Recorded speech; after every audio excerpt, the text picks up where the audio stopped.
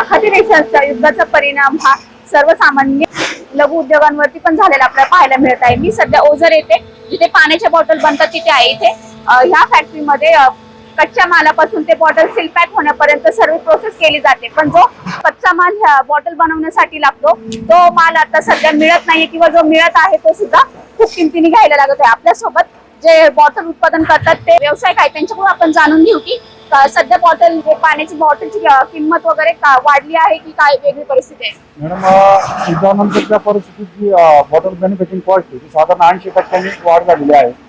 साहजिकच त्याचा परिणाम विक्रीवरती झालेला आहे आणि भरमसाठ प्रमाणात रेट वाढलेले आहे।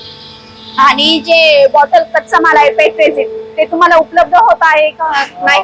उपलब्ध होत आहे, पण त्याच्यात पण 50% मार बसलेला आहे आणि उपलब्ध झालं तरी खूप हाय रेटने ते उपलब्ध होत आहे। जी कॉस्टिंग आमची पूर्वी रेंज पेट मटेरियल आम्ही घ्यायचं 90 रुपये ते 100 रुपये केजी पर केजी, ते आता आम्ही परचेस करतो 180 ते 90 रुपये पर केजी। म्हणजे किती टक्क्यांनी वाढ झाली आहे जुन्या तुमची पासून आतापर्यंत? 80 ते 90% वाढ झालेली आहे रॉ मटेरियल मध्ये। आणि ह्याचा फटका पुढे बिस्लरी जे विकणार आहेत त्यांच्यावर होणार आहे का? म्हणजे बॉटलची किंमत वाढतील का? मॅडम आता उन्हाळा चालू आहे, मागणी तर दुप्पट वाढलेली आहे, पण रेट वाढल्यामुळे 100% सेलिंगला त्याचा फटका बसणार आहे। पण तुम्ही जेवढं पाण्याच्या बॉटल बनवताय त्या उन्हाळ्यासाठी पुरेशा आहेत की त्याची प्रोडक्शन जरा अजूनही कमी आहे?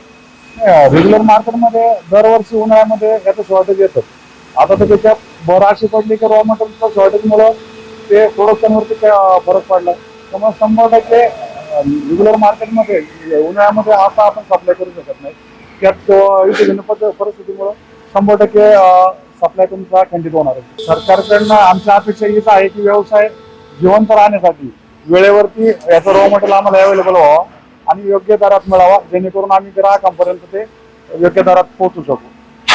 खऱ्या अर्थाने जे बॉटल व्यावसायिक आहे त्यांच्या सरकारकडून अपेक्षा आहे की जे रॉ मटेरियल आहे पेट रेझिन ते त्यांना उपलब्ध करून द्यावे आणि त्याच्या किमतीही योग्य प्रमाणातच ठेवा। नीलम सापोडे, LS मराठी, जुन्नर, पुणे।